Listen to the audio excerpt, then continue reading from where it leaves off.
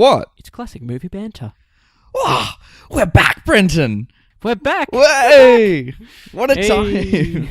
Brenton, what an exciting time to be alive. The sun is shining, the sky is blue, birds are tweeting. They are tweeting. You know why, all over Brenton? the internet. Why? Because it's our 1 year anniversary. Ah, Holy shit! fantastic. Really? I know. It's so exciting. We're sitting here having a picnic in this beautiful lawn, just overlooking a view. Yeah, We're a view. Like, we're not going to elaborate any further. It's just a view. No, And it's just a view. It's not good or bad. It's just a view. So let your Yeah. imaginations run wild with that shit. I know. It's like when you do like a staycation, you know, when like you decide to have a vacation in your hometown. It's like we may not Yeah. have Venice, but we'll have the Sydney markets. That's our Exactly. holiday. Yeah. Exactly. Oh, I feel you. Yeah. So what a time, mate! How we've grown over this year. You know, Oh, things have changed. We've grown as men. We've grown as people. We have. We've grown beards. Seriously, they're getting out of hand. We have this so bushy, you know. We said at the start of this podcast we have a beard growing competition, and now we're both Dumbledore. We're both Dumbledore. We're both Dumbledore. I mean, I've braided mine, so it's a bit shorter now. But Which Dumbledore beard would you have out of all the Dumbledore beards? I would have the Philosopher's Stone. Oh, beard. good choice. Good choice. I'm more of a Half-Blood Prince Dumbledore beard because it's when he's kind of Ooh, weak, yeah. and he's kind of given up on grooming his beard, but it's still kind of put together. So Yeah. that's my beard currently. I just want a Philosopher's Stone so I can I can straighten it with a straightening iron, just like Dumbledore's like luscious. an iron in his office, and he's just pressing his hair against it. Like He just- this is yeah, how he you just groom. irons Harry's his just beard. awkwardly sitting there Fuck. on the chair in the office, so just watching Dumbledore iron his beard. and Fawkes is like putting his tears all over it, so it's like, it fucking doesn't burn. Like That'd be amazing. Like Dumbledore has his own shampoo line. It's called like Phoenix Tears. Phoenix tears. I like it. I like it a lot. That would sell. That would sell well. But Nathan, Oh. because it's our anniversary, would you care to explain what the hell we're going to do? Like, what could we possibly do to celebrate this milestone? What are we gonna do? Look, we debated for a while what we should do. You know, we thought, should we just like fire confetti at each other until one of us gets injured? And then we thought, inside my room, that probably doesn't work, you know? Well, it could. Like, I was letting everyone know I was adamantly for that idea. Yeah, you even had the confetti gun ready to go. Like, I don't know where you got it. I started doing it, and you said, stop, I'm in immense pain. And I was like, no, for the episode. Then we thought, we could just buy all these DVD copies of Emerald City and just throw them off the harbour bridge and just see how far they'd go, you know? Yeah, Like, before we're forcibly removed from the bridge itself. But yeah, you know. Oh, yeah. But then we thought, that's not environmentally friendly, so we thought, we probably can't do that. So we went through a bunch of ideas. This is Plan G, so, we've gone through a lot of them. But the G is standing for good, Brenton, because we got a fun time today. What's today about? We thought, we review a lot of movies on this podcast, haven't we, Brenton? We reviewed 52 movies or more. If you count all the 7 seasons and all the other random episodes we've done, we probably have reviewed less than 50 films. But then again, we've probably done more. I don't know. I've lost count. I just review them, I just rock up, man, and I just talk shit about movies. That's what I do. That's my job description. That's all I'm that's all I'm here for, really. This is all I'm good for, frankly. Like, we thought, we've done 52 weeks of movies, so why not? We need to pick up the slack, Brenton. We've only reviewed at least 52 films, so what we should do instead is that we should review another 52 films, but in one episode, one for each week that this podcast has passed. Yeah, so basically the deal is today, what is going to happen is that Nathan and I have each picked 26 films each, and full disclosure here, the 20-year rule no longer applies. For today. As well. Yeah, for today. We're breaking our rules more than like Dumbledore's army, Like, yeah, exactly. So, we're in the room of requirement with all our DVD copies. 26 films from like anywhere in film history is what we've decided. All around, We're going to give each of these films a 1-minute review. This is gonna be snappy as fuck. We're not gonna be able to comment on the other person's film review. We're not gonna be able to do anything. It's just gonna be snap, snap, snap, and we're just gonna keep swapping and spewing out movie reviews till the end of this. I'm going to have a hemorrhage, and then Nathan's gonna launch confetti at me, and it's gonna be great. Oh, it's gonna be so much fun. Yeah. So, So we're gonna be very quick with these reviews. These are films that we honestly just couldn't be fucked doing an episode on. Not because like we don't want to talk about these movies, but like we just want to get the word out there. Watch these movies; they're great. I'm sure your list is already long if you watch this podcast, but you know, it's summer. It's summer in North America. It's summer in Europe, and why go outside when you can just go through Brenton and Nathan's list? So, Exactly. So Nathan, let's just rip the Band-Aid off. all right, as I say. and I thought it'd be funny if we break up each little review. I'll have a little buzzer, so I'll count us down. I'll do a little 3, 2, 1. I'll hold up the fingers so we can keep track. We'll keep it sharp to a minute, but when the buzzer comes up, we'll edit in a sound of a soundbite from the Sam Raimi Spider-Man trilogy because it's just full of them, Brenton. It's worth it. It's totally worth it. You know, yeah. So yeah, actually, how about we start this list with Eddie Redmayne's Go? Sure, I'm down with that. All right, so you ready? Yeah, let's do it. All right, do we need to do any warm-ups before the podcast? Have you done your stretches? Yep. Mom! Oh! All right. Michael Cocaine. Michael Cocaine, he's reviewing some movies, he is. All right, I'm ready. You ready? Cats is a piece of shit. Cats is a piece of shit. But we reviewed some good movies. Okay. I'm ready now. Yeah. 3, 2, 1. Okay, so The Big Sick is a great movie that I really love. It's one of my favorite rom-coms of all time. It's a movie about a stand-up comedian in New York who kind of has a shitty life, and he falls in love with this girlfriend, and it's like a perfect encapsulation of like a couple in their 20s like today, and it says a lot about racial politics. One of them eventually gets sick, that's why the title is The Big Sick, and it is a really great insight on how illness affects a relationship, but especially with young couples, because normally you see illness with like older couples in movies. So I thought this movie, when I first watched it, was outstanding. It's one of my favorite comedies of all time. The Big Sick is so good. It's well paced. It makes you cry a lot. If you're gonna watch a rom-com, I would say watch Big Sick. Like you can do, She's the Man and all that kind of stuff. But Big Sick is the one that's gonna make you feel good on the inside, happy on the outside.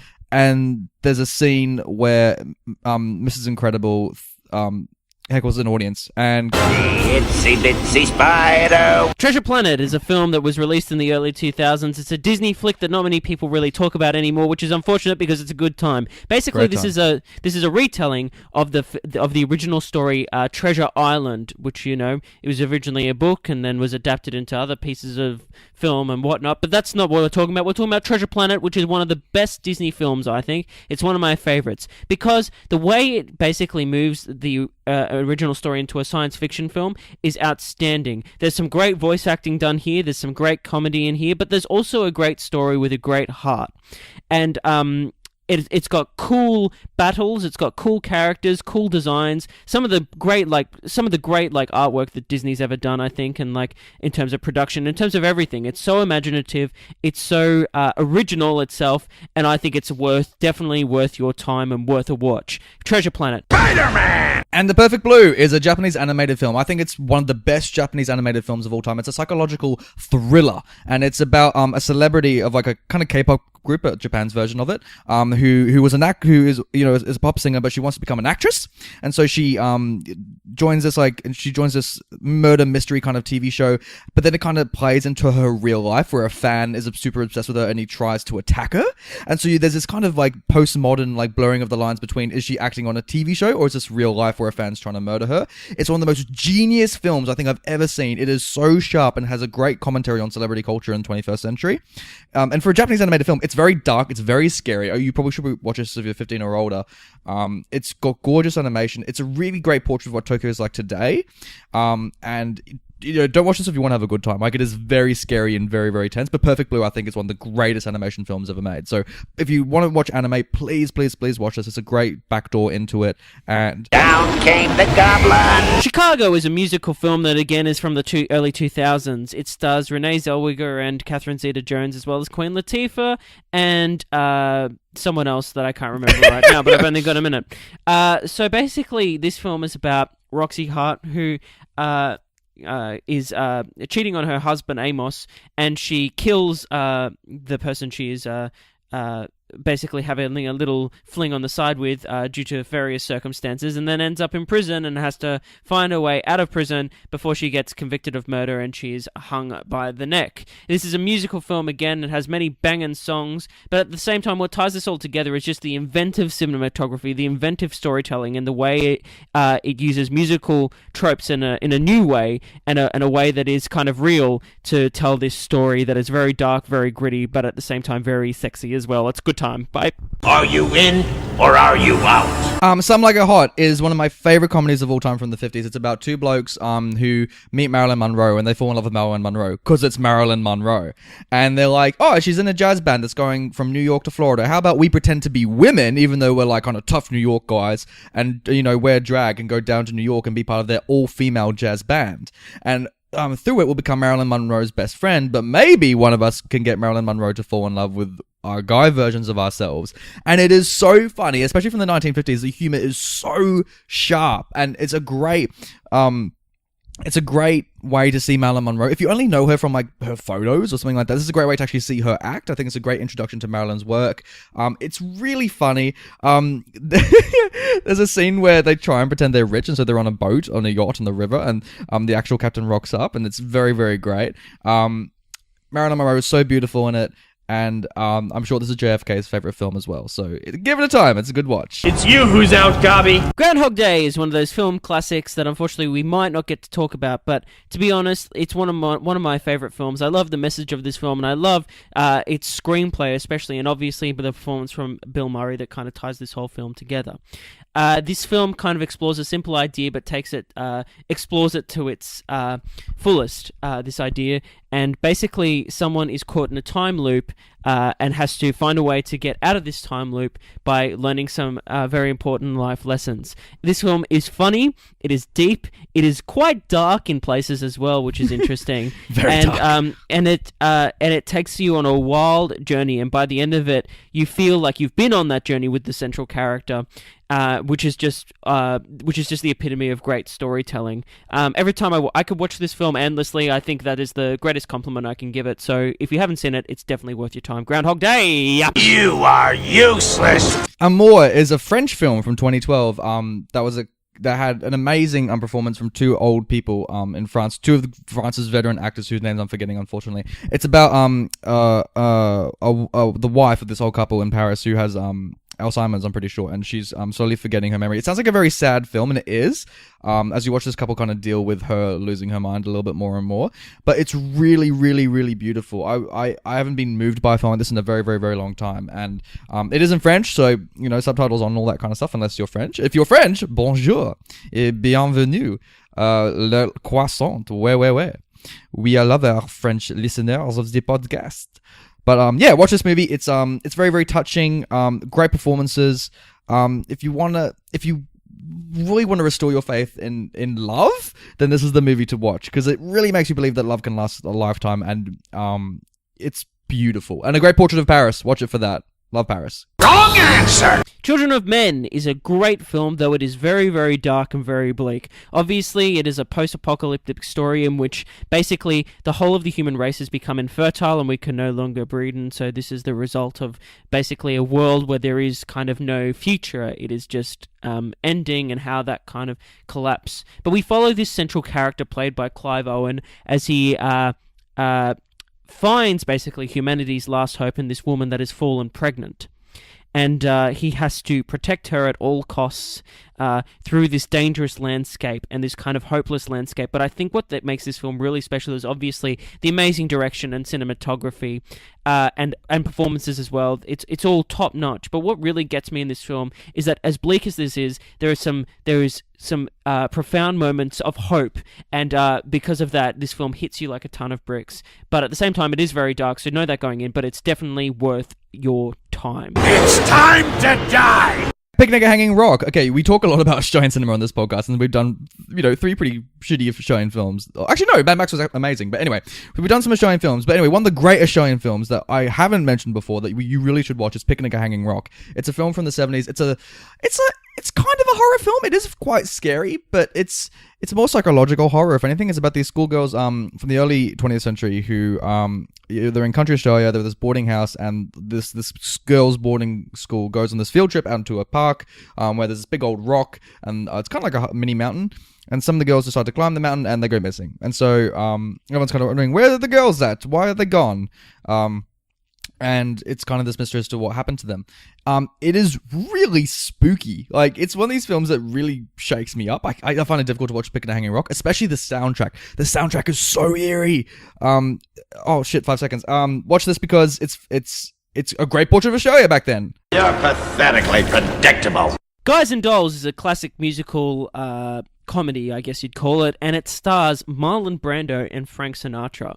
Like, if that doesn't get you intrigued, then I don't know what will. This film basically follows two gambling men who are like, it's set in New York, and basically there's a bet placed that Marlon Brando's character, Sky Masterson, can't woo this girl that is a large part of the Salvation Army. And this hilarity and some moving moments kind of ensue. This film has got killer music, it's got great performances, and is just an all-time classic. It's one of my favorite musicals, despite the film, and I think this is a great adaptation of the musical to film. Again, there's some great numbers in this piece, and it's very faithful in terms of its adaptation, and it's definitely worth your time. Guys and Dolls. You and I are not so different. Catch Me If You Can, speaking of New York, is about New York Leonardo DiCaprio. He's all New York. Actually, he's not from New York, but he goes to New York at one point. Catch Me If You Can. It's a film by Steven Spielberg. It's probably one of his best films, looking back on it retroactively. I really love Catch Me If You Can. I feel like Catch Me If You Can is one of those movies that, like, a lot of people have seen, and low-key it's up there in their top 10 list, because, like, it's just so wonderful. It's about this kid who just comes from a shitty family, or he wants to impress his father, and he kind of just, wants to make himself in the world. It's set in the 1960s, and so he goes out and leaves his family and just basically lies as much as he can, and pretends to be a pilot, pretends to be a doctor, and if people believe him because he's just a great salesman, and he just gets away with all this stuff, and he ends up getting quite rich, and he lives a beautiful lifestyle, but Tom Hanks plays this detective, and he's trying to chase him down. It's a really great time. It appeals to literally anyone. I think everyone would love this movie. So if you haven't seen Catch Me If You Can, make sure that you see it, because it's great. I'm right here. Blood Diamond is also starring Leonardo DiCaprio, which is funny enough. Like, I just thought I'd continue on that train. But it is a great film, I think, and it follows basically this smuggler, this South African smuggler, who is basically trying to make his way out of South Africa into a better life, hopefully in America or somewhere that isn't entrenched in like this horrible situation. It basically follows. It's an investigation of basically the diamond black market, and basically we follow two characters, one who's Leonardo DiCaprio, that smuggler, and also a local South African who is just trying to find his son, who has become a hostage / child soldier of a South African warlord. This film is, again, very dark, it's very bleak, but at the same moment there's moments of hope, and it's kind of about self-reflection and self-improvement. Of all things, set across this horrible kind of landscape, and how the world can change. I surrender! 22nd of July is a film about the terrorist attacks in Norway back in 2011, where at a summer camp, all these children of politicians went there just to have a fun little summer camp over the summer, and there was this guy who rocked up with all these guns and killed a lot of people. And 22nd of July documents in the first half the actual attack, so you get to witness this attack, and then afterwards the judicial proceedings that like followed on and kind of dealing with this terrorism in Europe. It is such a sharp insight onto kind of, I don't know, the ongoing conflict of these lone wolf terrorists in Europe, and kind of doing how as a society we deal with that. The actual part of the first half where you actually witness the terrorist attack is some of the most gripping cinema I've seen in a very, very long time. So like 22nd July, it's on Netflix, so if you have a Netflix account, you have no excuse not to watch it. It is a brilliant documentary, and it's stuck with me. I only saw it last year, but it still stuck me through this long. So please watch it if you want to watch a doco, and it's great. Impressive! Talladega Nights is a comedy starring John C. Reilly, Will Ferrell, and Sacha Baron Cohen.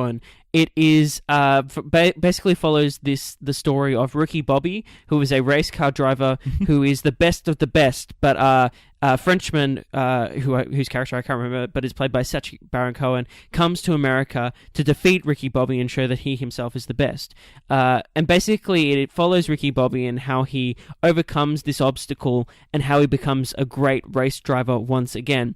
This is such a fun film. It is such a stupid movie. You know, when I just said John C. Reilly and Will Ferrell, what you're getting yourself into, and it's that and more. The blooper reel alone is a reason to to watch this film and then see the blooper reel. These good. actors all have such great chemistry.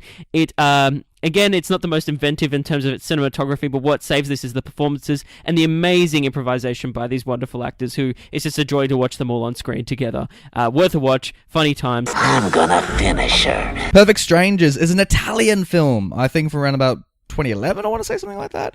It's like watching theater in cinema, and it's fantastic. It is in Italian, so you have to have subtitles on, but it's so genius. It's about these like 7 friends who are in like their maybe late 30s or something like that.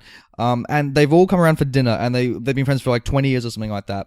And they're all having conversations and catching up with each other. And they've made this rule that they all have to put their smartphones in the center of the table, and whoever gets a text message, they have to read it out to each other. And, you know, first the text messages start being like funny stuff, but then suddenly some secrets are revealed, and it just starts escalating and escalating. And it's just this beautiful, the whole movie is like one long scene of just them in this lounge room, just with all this coming out. And it's genius. It is so sharp. The dialogue is some of the best I've seen in a very, very long time. It's just a really great film. It's just so good, and it's stuck with me for a long time. If you love theater and you want to see great theater in cinema, then watch this. MJ and I. Prisoners is a film directed by Denis Villeneuve, who I think is probably one of, if not the greatest director working today. It is one of the most overlooked films of the year it came out, unfortunately, and I think it had some of the best performances of that year too, in Hugh Jackman and Jake Gyllenhaal. This film basically follows the detective who is following this case of a little girl that has been abducted and has gone missing. Hugh Jackman plays her father. This film is gripping. It is dark. It shows people at their worst and shows some people at their best. It is it's messed up. It is quite messed up, but at the same time, it is just incredible filmmaking. The cinematography alone by Roger, I think it's Roger Deakins. I'm sure it's Roger Deakins, is pretty awesome just to witness. It is just an incredible film, great performances, great direction, one of the greatest films of the last decade, I'd say. You've really pissed me off. Hell or High Water. It is a film from this decade. It's made by Taylor Sheridan, who did an amazing trilogy of that he wrote, not directed, of Sicario, Hell or High Water, and then Wind River. All 3 of those films are outstanding films. But out of the 3 of them, my favorite is Hell or High Water. Hell or High Water stars Jeff Bridges and Chris Pine, and it's about these 2 young fellas who go and rob banks. It's almost a little bit No Country for Old Men. It's about these guys who go around, I think it's Texas or some southern state, and just rob banks and rob the corner store and that kind of stuff. It's about Jeff Bridges tracking them down and kind of working out what's going on. It is a perfect insight about America right now, especially about the lower class who've just kind of been ignored, and they have to go to these extremes to just make ends meet. And so it's a really great insight onto, that American kind of failure of that dream. And Jeff Bridges is outstanding in it. He was nominated for an Oscar. Chris Pine is probably the best he's been in this movie. It is a gripping film, and We're gonna have a hell of a time. The Departed, directed by Martin Scorsese, starring Jack Nicholson, starring Mark Wahlberg, starring Matt Damon, starring Leonardo everyone. DiCaprio, starring everyone, starring Marty Sheen. Hey, look, The Departed, I know it's a great film, but I just don't, the more I talk to people about this film, I mention it like everyone knows it, and no one seems to know it who I talk to. So I feel like I want to do this film justice and actually talk about The Departed. The Departed is such a landmark. It's one of Scorsese's best films, and obviously it follows it's a remake of a Hong Kong film, I think originally. It follows basically 2 double agents. One in Leonardo DiCaprio, who is being a double agent and going into the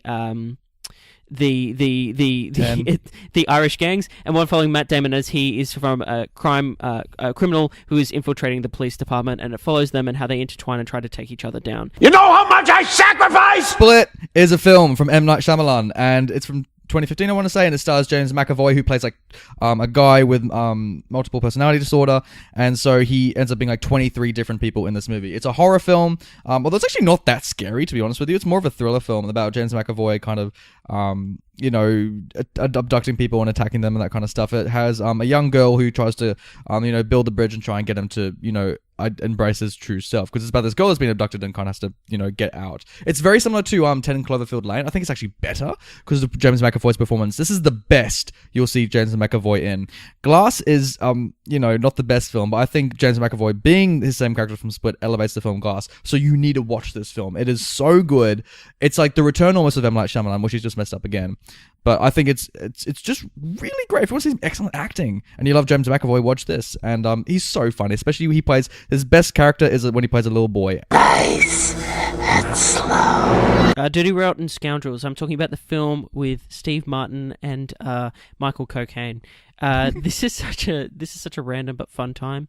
I think it is a great comedy. It kind of follows these two con artists. One who is teaching Steve Martin's character the ropes and is trying to show him the ropes, and then they end up, again, it's similar to another film I was talking about before in terms of betting and Guys and Dolls, that kind of thing, and they bet each other that they can con, whoever can con this one woman first of, I think it's 50 grand or something, wins, and they get to leave, and whoever wins stays, and the other has to leave this island paradise where the film takes place. It's so good. It's such a comedy rort, let's say. It's ridiculous.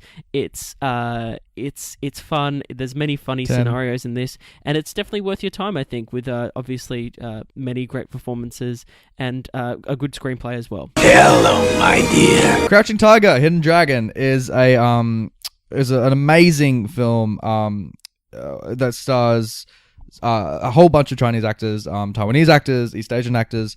It's about this woman who has to... Crikey, what's the plot of this movie? She has to like go across China and try and avenge something because something bad happened, and so she's got to get out her sword and has some stuff. Well, the plot of this film is great, but what really sells this movie is the sword fighting. This is the best sword fighting you may ever see in cinema. There's another couple films that are great.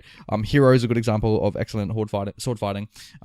But yeah, Crouching Tiger, Hidden Dragon, just YouTube the sword fights and then decide on that if you want to like watch the movie. It is so good. I wish more of this kind of choreography would make its way into American action filmmaking, especially, or Australian or any other Western filmmaking. It is so sharp, and it's one of my favorite films from that region of the world. So give it a watch. It's really, really fun. What? Let's talk about Mr. and Mrs. Smith. This is a film that stars Brad Pitt and Angelina Jolie, and it's two spies that work for opposing factions and end up having to try and assassinate one another, but they are also husband and wife, and they don't know each other. Each other are spies at the start of the film, but they eventually start to learn this, and it is on like Donkey Kong. This film is so much fun. It is like, it's so good. It's so good. The performances and the chemistry from its two leads are obviously what you're paying to see, but more than that, there's some great choreography in terms of fight scenes. There's some inventive stuff. There's some great comedy in there as this husband and wife try to basically navigate the waters of this insane scenario. There is love making, there is love itself, there is fight scenes, there is sexy times. It's a good time all around. Mr. and Mrs. Smith. Check it out, guys. Speak of the devil. Let's talk about Straight Outta Compton, because this is one of the best films of the decade, I reckon. It's from F. Gary Gray, who's an outstanding director. It's about NWA, the rap group. They had Ice Cube and Dr. Dre and all these amazing rappers from the 90s. And it's about it's their musical biopic. This film shits on Bohemian Rhapsody. I feel like this is the standout musical biopic of the decade, because it's such a great insight as to racial politics in the 90s and into the birth of rap music, about what these men had to go through to build their vision. It is historically inaccurate. People have admitted that. It is very biased into the people who kind of walked out of that with the rap group, but I think it's really relevant for today. It's well made. It's got some great performances by some great actors. The music is outstanding. I don't know if you love NWA, but it's got an amazing soundtrack, one of the best ones. Watch it, because it's just a good time, Brenton. It's just a fun time at the movies. Back to formula. Walk the Line is the musical biopic of the last decade. Oh my god! Whoa! And it's the life Controversial. story of Johnny Cash with an incredible performance from Joaquin Phoenix and a great performance from Reese Witherspoon as well. Probably the best performance of her career. Probably. Yeah, I mean, I haven't seen some of her more recent work, but yeah, Legally I would say, Blonde. I mean, she's great in that as well. I'm sure. Walk the Line, basically, like I said, it's such an interesting story to tell, which is obviously why it makes such a great biopic. For me, this is the biopic that I look to when talking about biopics, and biopics done really well. I understand why some people might find this a bit pacey in some places, but for me, this story is just so enduring, so interesting, and so inspirational as well when you look at this man's life, and the way this film focuses on that, and it focuses on his music, but more importantly, the man behind the music. Stardust is the best musical biopic of the past decade. Actually, Stardust is one of the best films I think I've ever seen. It is so good. It holds up so well. Stardust is a film, I think from 2007. It stars Charlie Cox as this English guy who it's set in like medieval England, and he wants to impress this chick. It's adapted from a graphic novel, which is very, very good. It's about Charlie Cox wanting to impress this chick in this medieval town. So she says, "Can you bring me a star?" And he's like, "The fuck?" She's like, "Yeah, bring me a star." And he's like, "Okay." So by chance, a falling star happens to crash into the earth.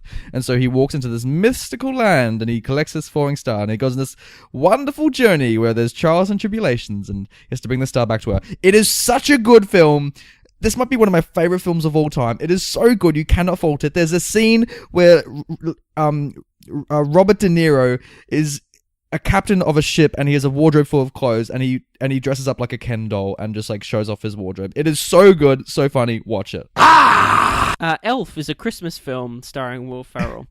For me, like, this isn't the best Christmas film. It's nowhere near the best Christmas film, but this is a good Christmas film, and I can understand why people love it, and it is their, like, favorite Christmas movie. Basically, we follow an adopted elf, and by that I mean a human that has found its way into the North Pole, and an elf has adopted this child as his own. However, Buddy, this elf, doesn't know that he is in fact a human and not an elf, even though it is incredibly obvious to everyone else that he is in fact a human. So he finds this shocker out and realizes that he must find his true biological father, which takes him to New York, and hilarity ensues. Oh, this is doesn't obviously, it? I think this is one of those things that put Will Ferrell on the map as like as a movie star, let's say.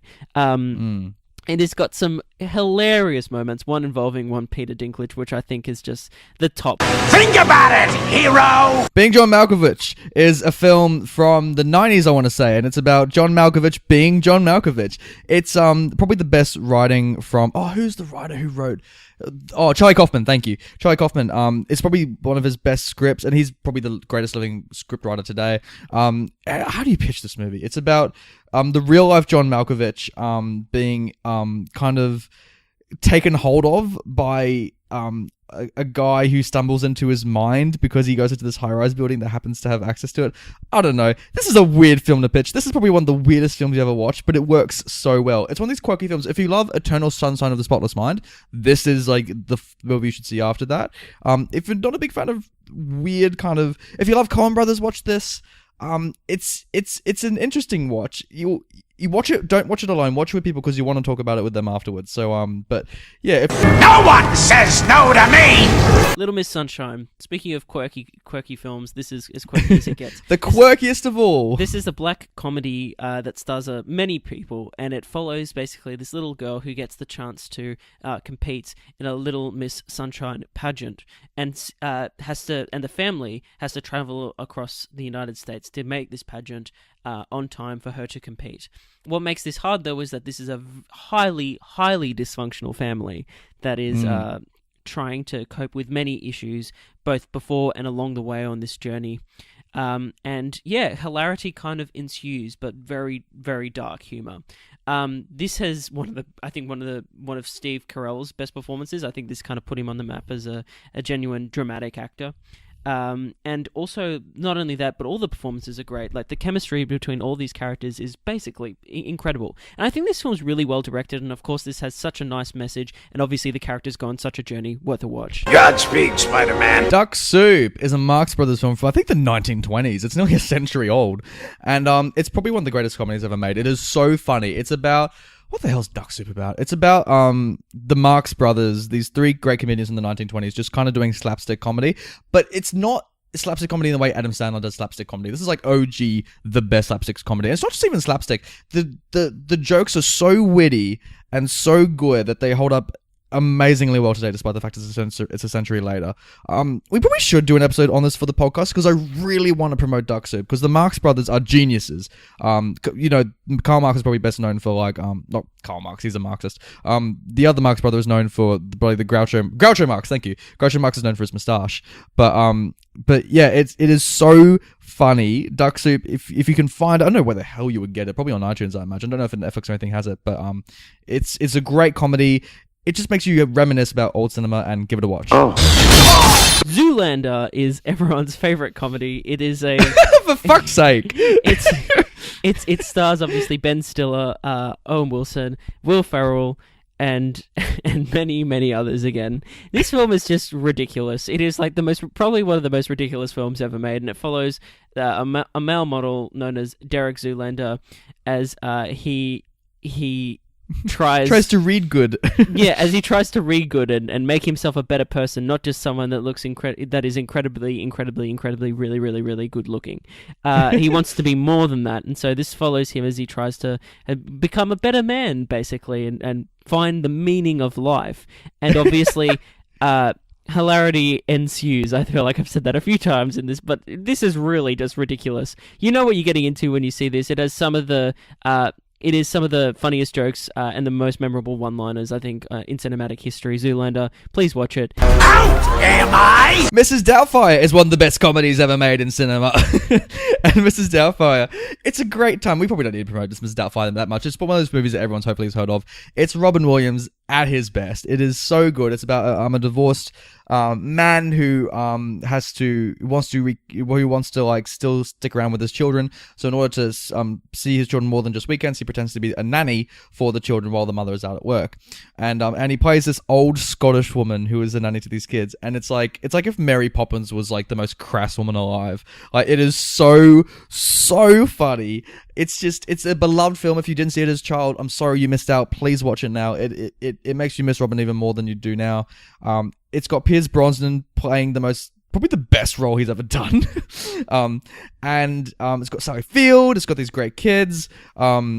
It's so quotable. There's a scene where Robin Williams' breasts catch fire. So watch it alone for that. The Heart, Osborne. Sweeney Todd is a musical dark comedy starring Johnny Depp and Helena Bonham Carter, and with those two actors, who could possibly have directed it but Tim Burton? What? Sweeney Todd might be one of my favorite musicals of all time, apart from the film, but I think this film is good because it's not as faithful as I'd love it to be, but it does its own thing. Again, Tim's just doing his own thing with this, and he makes it more about the performances and, you know, the acting, and not so much about the musical tropes. Again, this has got incredible music by Stephen Sondheim, who is the Shakespeare of musical theatre, let's say. It is incredibly dark, but also incredibly funny at the same time. It is witty. It's got a bit of everything. It's got a bit of romance. It's got some horror elements. It is gory. It is, but at the same time, it's funny. And these characters, just watching them interact again, is just a joy. Johnny Depp gives a great performance. Alan Rickman gives a great performance. Please watch Sweeney Todd. Finish it! In Bruges is one of the most iconic films of like this century. In Bruges is like, if you haven't seen it, it's pretty indie. It's a Martin McDonagh film. So if you've seen Three Billboards Outside Ebbing, Missouri, then watch this. It's made by the same guy. And it's about Colin Farrell and not Brendan Gleeson, I want to say is his name. Yeah. Mad Eye Moody. It's those two going off to Bruges, which is the small town in Belgium, I'm pretty sure. And they're assassins and they've just murdered their target, but they also happen to murder a boy by accident. And so they're hiding in Bruges until they get instructions from their leader, who is played by Ray Fiennes. And it is so funny. It is so quotable. And it's really, really, really dark. So in the same way that Three Billboards was funny but dark, Bruges is exactly that. It's a great portrait of Belgium. The sound's become popular. Certainly this film's helped it. And it's brutal as well. It gets dark and bloody. Source Code is quite a random film, but it's nowhere near the best film on my list at all. But it's still a fun time, and I thought I'd include it, and it's worth a bit of talking about for a minute. It stars Jake Gyllenhaal, and it's a psychological thriller slash sci-fi, I guess, and it's about again, like, I don't really want to give too much away because, like, so much of what makes this film great is the plot itself and, like, kind of the twists and turns along the way. But basically, it's a Groundhog Day scenario, and it's someone that has to relive a certain event on a train over and over again and trying to solve this issue and solve this scenario. It is quite stupid, but at the same time, it's a fun time. It's a fun ride. It is. It's got a bit of action in there. Jake Gyllenhaal's going for that whole action. I think this is through his like action hero stage. If you remember when he went through that stage, a bad time. And It's worth a watch, I think. I mean, again, it's not the best psychological thriller ever. You kind of see the beats coming, but it's worth sitting down and having a fun time. Source Code. Give it a watch. Why not? The Nice Guys is a film from 2016. It's probably the best Russell Crowe has been in years. Like, he is so good in The Nice Guys. It's him and Ryan Gosling, who have surprisingly excellent chemistry. And it's also it's those two plus bloody Russell Crowe's daughter, who's played by an Australian actress who's very, very good, and she's like 14, and the three of them kind of go around LA in like, what was it, the 1970s, I want to say, and it's them like kind of solving this detective mystery kind of thing as they go around, and it's just like, it's so good. I hope Once Upon a Time in Hollywood is a little bit like this, because it's just a great portrait of LA in the 70s, and it's so funny. Like, Ryan Gosling and Russell Crowe just have the best chemistry in this film. It's stupid. It's wonderful. There's a scene where they fall down a hill outside a porno party and they stumble upon the dead body of a porn star, and it's just the funniest shit you've ever seen. So watch it for that. First, we attack his heart. Moulin Rouge is an Australian film directed by Baz Luhrmann and stars Ewan McGregor and Nicole Kidman, and among others again. This is just like an interesting time, I think. Like, it's a good movie, and it's kind of at that stage where like Baz Luhrmann looked like he was going to be one of the greats of all time, because he's inspired by the great musicals and whatnot. He looks like, he's on the up and coming, and it's, and when I say Baz Luhrmann's name, you know what you're getting with this. It's over the top. Oh, you do. It's extremely cinematic. It's such a musical that it's so theatrical, I should say, in its presentation. There's so much music. But at the same time, like, it's such a cool thing because it's like a jukebox musical, but it's not like an actual musical. It's a movie musical. It's written for film, and it incorporates all these songs that you may know, and so it's a good time in that. But the thing that makes this film special is that it's also got a good screenplay and it's got a good heart, and it's Kill me again, Spider-Man! Atonement is a film from 2007. It has James McAvoy, iconic James McAvoy. No, he's not split this time. He's British, and he's set in this country house where him and Keira Knightley, they've got a thang going on. They're getting it on in a British country house in the old England. But one of the little girls who lives there, played by a very young Saoirse Ronan, has got a secret that she's about to spill the beans, and it might sabotage their relationship. So Benedict Cumberbatch is there, and he plays a rapist. And it's set during World War One, and there's a great long take that goes for 5 minutes where you're on the shores of Normandy, I think, or one of them, and there's a scene where Benedict Cumberbatch goes diving in a river. It's a fun time. Keira Knightley's sad. There's a scene where they have sex on a bookshelf. It's quite the film. Watch Atonement. It's a good time. Itsy bitsy spider. Napoleon Dynamite is might be the most ridiculous film on this list that makes zero sense, but is at the same time quite awesome.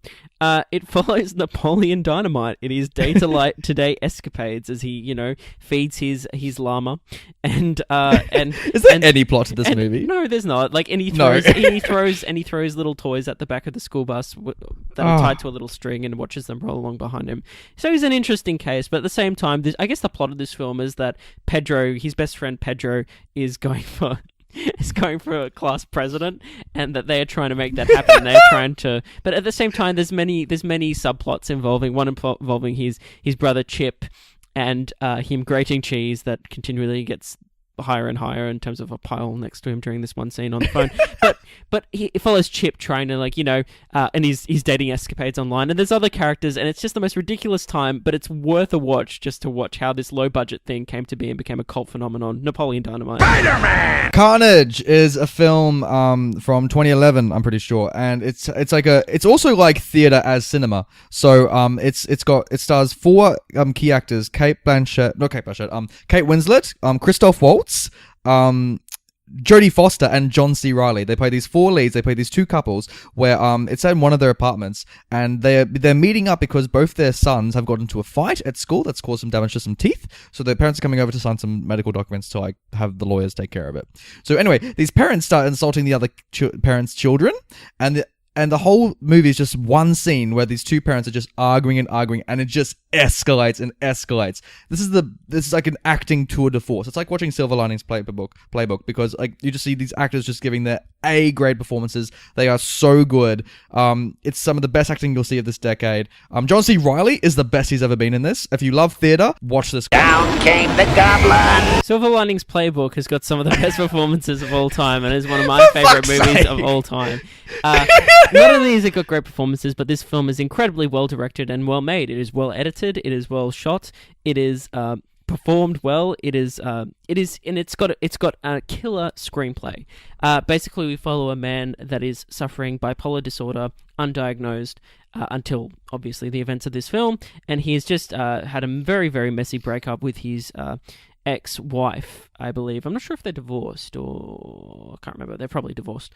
But it follows him as he's trying to basically piece his life back together after leaving the institution where he's being kept. He meets a widow who's played by Jennifer Lawrence, who is obviously suffering her own mental health issues, and it basically explores mental health in a way that I think is really important, and also it is such a fun ride, and it's just easy to watch, and I've watched it many, many times. Are you in or are you out? Gladiator is a film with not 4 stars giving their high grade acting performances, but it's still a great time, and it's about bloody Russell Crowe, who wakes up in Spartacus times, and he's got to fight for the Romans, and actually it's not in Spartacus times. What am I saying? It's about Russell Crowe. He's in a gladiator match. What do you want?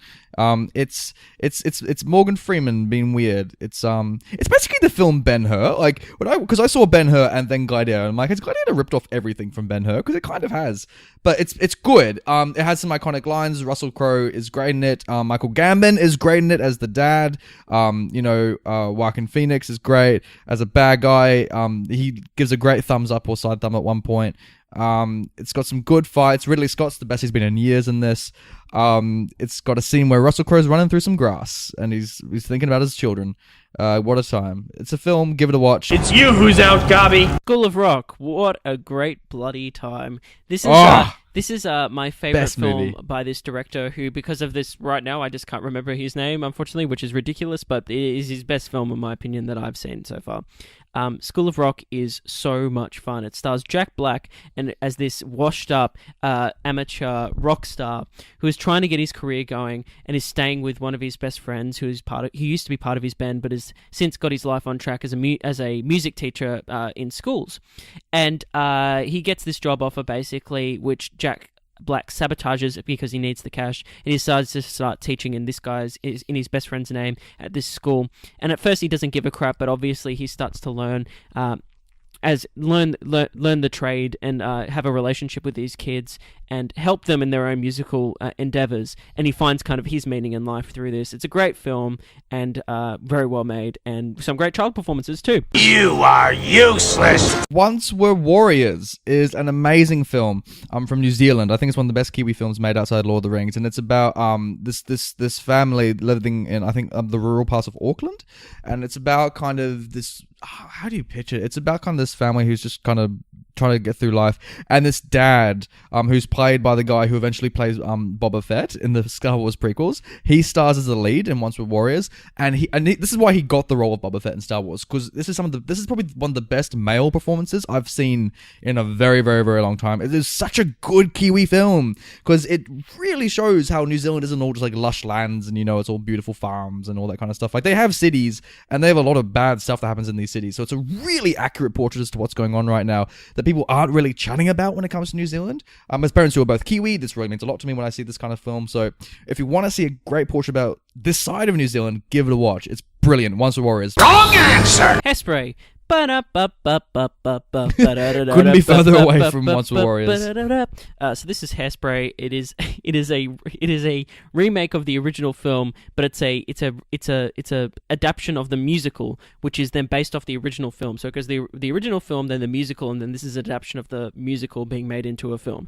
It stars John Travolta and many, many others. This has got a long cast list. So many. And it basically it's set in Baltimore in the 50s, basically, and it involves it's about racial tensions at the time through the perspective of this young girl called Tracy Turnblad, who herself is a bit ostracized from society, being a bit overweight, but she has this dream to dance on this show called the Corny Collins Show that a bunch of kids are like into at the time, and they basically, it's her struggle and obviously people of color's struggle to get recognized on this one show. And it's a good time. It's a comedy, and it involves many great performances. It's time to die! Precious, based on the novel Pushed by Sapphire, is a film from the 2000s that has, I might argue, the best female performance ever given in cinema. It is so good. Oh, Brent, what are you shaking your head for? Have you seen Precious? It's so good. It's so good. I love Precious. It's about this African American family where this poor daughter has been like raised by the most like abusive mother possible. She is like worse than Cersei Lannister. She is maybe not worse than Cersei Lannister, but like emotionally she's worse than Cersei Lannister. And she is just so tough on this girl who's just trying to grow up in a really rural area. And you just see her, try and push through this horrible relationship. And God, the mother just gives outstanding performance. You just sit there, just jaw gas, and especially when she says, "Who gonna love me?" When she gets the counseling, you're just like, oh, you're just broken. Like, it is such a good film. If you want to see an amazing stand-up performance, You're pathetically predictable. Shaun of the Dead is one of the greatest horror films ever made.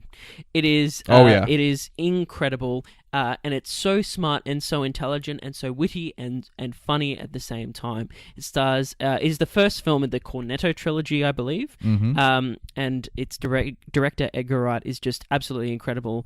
Obviously, this film is one of the best edited films of all time, as is all of Edgar Wright's films. And it's so inventive with its comedy and the way it does visual comedy. But back to the plot, basically stars Simon Pegg as Sean, who is suffering basically kind of like a midlife crisis, but it is through the backdrop of a zombie apocalypse that is happening in his hometown, and him trying to fight for what he loves and survive this new world that he is in. Again, it is with a dark premise like that. It is deeply funny at the same time. Great performances, but great direction and great visual comedy, and worth watching how to do a comedy right. You and I are not so different. Scent of a Woman has not got the greatest female performance of all time, but it's still got a great performance from Al Pacino, who goes, hoo-ah! It's about him, and who plays the kid? I always forget who plays the kid. It's some great actor who's young, who knows. I'm going to say Ethan Hawke. It's not Ethan Hawke, but I'll say Ethan Hawke. And it's just him and this kid running about New York, and this kid's a little bit miserable, but Al Pacino's like, hoo-ah! You gotta be good, kiddo. You gotta just love life. And I can't remember what the plot of this movie is. It's I don't know. It's about, I don't know how they meet. I think it's in a hotel room or something like that. I don't know. I just remember loving Scent of a Woman. It's the best Al Pacino has been in years. I think this came around like just after Godfather 3, so he had to really dig back his reputation, and he did a great job. He won an Oscar for this film, rightfully so. It is inspirational. Like if it's great, it's great if you're a teenager actually, and if you feel a little bit down in the dumps and you want to know that's going to be better in the end. So give Scent of a Woman a watch. I don't know who the woman is, but she's got some scent going on. I'm right here. Cheaper Than a Dozen is another film starring Steve Martin on this list. It follows this one family that has 12 children, and basically the story of this the mother and father of this family, and basically the mother is a writer, and she gets this book deal, and it's a huge deal, and she has to go on this book tour, and her husband, who coaches a football team in the United States, has to obviously work his job and stay at home in their new home after they've just moved because he's taken this new job of coaching, to look after the 12 kids and to keep the family in order. And obviously the mum is kind of the real matriarch of the family, has kept the order in that household with the kids, with his help of course, but him being by himself just can't handle this responsibility, and it's how he tries to make his way through this while still giving his wife the career that she needs and desires. It's such a fun film, a well-made film, and again with many... Thanks, Nathan. Keep by the dozen. I surrender. Argo is a film from 2012 from Ben Affleck, who is an outstanding director, who has an amazing body of work. Watch Gone Baby Gone, watch the other one, and then watch Argo. And The Town. Also, that's great by him. Anyway, Argo. It's about the Iranian hostage crisis from the 70s. It stars Ben Affleck, who has to go in and rescue these Canadians who are hiding in Tehran because of tensions that are going on right over there. And in order to get into Iran, he has to pretend to be making a Hollywood movie. And so they have to pretend to be a film crew, but at the same time they're actually spies trying to get these Canadian embassy people out. It is a really sharp picture. It's got some of the best tension I've ever seen in cinema. You are holding your breath through the whole movie of Argo. It is the best tension you'll see in cinema. There's a great line where Alan Arkin goes, "Go fuck yourself," and it's very, very quotable. And when you see it in the movie, give it a clap because it's great. Impressive. Knight's Tale is a film starring Heath Ledger from the mid-2000s, I think it was, that it came out, or early 2000s. Anyway, it doesn't matter. But basically, it follows Heath Ledger as a squire who is low-born, but finds... the knight that he's squiring to dies in combat in a tournament, and him and the other servants needs to still make their money and survive. So Heath Ledger basically goes as the guise of this one knight, and it transforms his life as he starts competing in tournaments as a lowborn, pretending to be highborn, as he tries to accrue fame and become a knight, as his dream was always as a child, even though obviously he's not a knight. And this is basically such a fun movie. It is it's a romantic film. It's a good fun action film, and it's Heath Ledger at his best as his leading man best. A Knight's Tale. It's very funny and a good watch. I'm gonna finish her. My last film, The Hurt Locker, is a film from Catherine Bigelow, and it stars Jeremy Renner as a guy who's part of a bomb disposal squad in the Middle East, and he has to run about a town and turn off some bombs. But it's very tense-filled because, sometimes there's a kid near the bomb, or there's a family near the bomb, or maybe he's the bomb. Who knows? It's the film is the bomb, and it's a very tense time. Like Argo, it's so tense, and Jeremy Renner acts his best in this. Like, this is like Jeremy Renner on the top of his career. He is so good in this movie. There's a great supporting cast as well. I really love the direction of this film. There's some great slow motion shots. Normally, I don't like slow motion that much, but Catherine Bigelow really uses it quite well in this movie. If you just want to see a great movie set in war times, this is a great film. So, on the last of Nathan's list, he's saying Hurt Locker, give it a watch. Your locker will definitely be hurt. MJ and I. My last film is 50-50, starring Joseph Gordon-Levitt, Anna Kendrick, and Seth Rogen. It is based on a true story, and Joseph Gordon-Levitt plays a young man that basically is diagnosed with spinal cancer. He is given a 50-50 chance of survival, and it is his story of how he deals with this basically and tries to overcome this. This is, again, it's based on a true story, but I think like this has got some great performances, especially from obviously Joseph Gordon-Levitt and actually Seth Rogen. I think this is one of his best performances as well as his best friend. This film, again, it's quite simple. It's not like the most inventive in terms of its cinematography or and whatnot in terms of filmmaking, but you're basically watching this for the screenplay, the story, and the performances. It's very funny at the same time, but it's also it's very real and it's very to the point. If anyone is suffering from cancer or any disease, I think this is worth a watch in order to keep those spirits up and to overcome things, especially if you're young. 50-50, give it a watch. Finish it! Hey! Holy moly! Oh my god! Holy moly! Gosh, that has been the quickest episode we've ever done.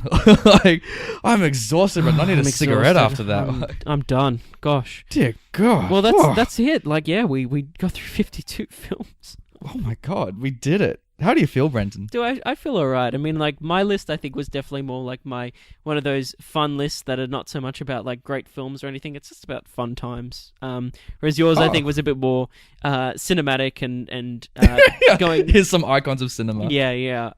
Well, not even just icons, just the proper films, let's just say, whereas I was quoting Talladega Nights and fucking Cheaper by the Dozen. So, you know, there's but I think that works in terms of like giving a varied perspective and whatnot. But we don't want two very similar lists. And you know what? I'm sure out of those 52 films we said, hopefully there's going to be one that someone heard the pitch and they'll be like, actually, this is exactly what I need right now. Yeah, in my exactly. life. And they'll give it a watch. But yeah, that's our 1 year anniversary extravaganza finished, dude. How do you feel? Hey, I feel so proud of where we come through, Brenton. We've done some great episodes. We've done some not so great episodes.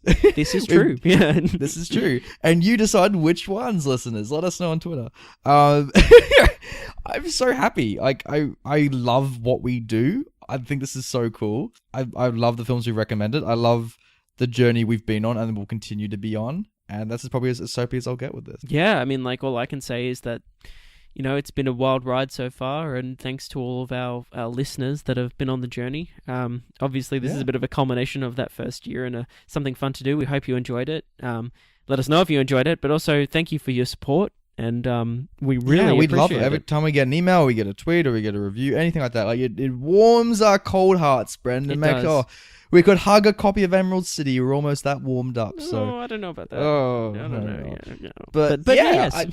This is the end of a milestone. We'll probably shake things up now that we're a year in. We're a little bit more confident. So we're gonna turn the tables, Brenton. We're gonna throw the salad up in the air. Yeah. We are going to toss that salad up into the air and attempt to catch some of it in the bowl, but the bits that fall over the bowl, we're just going to forget about those and sweep those up with a dustpan and throw them in the bin.